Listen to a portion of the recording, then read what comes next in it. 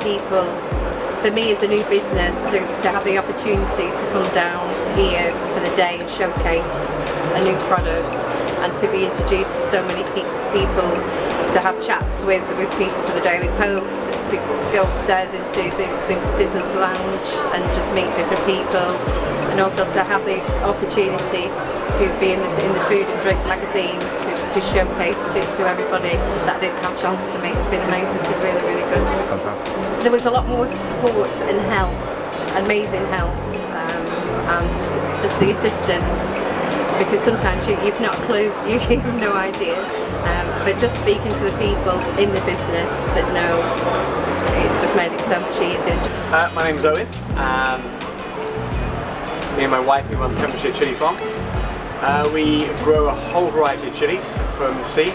We make them into sauces, jams, grinders. We do fresh chilies, we do chili plants, we do chili seeds. We're a relatively new business. We started just over a year ago in April 2017.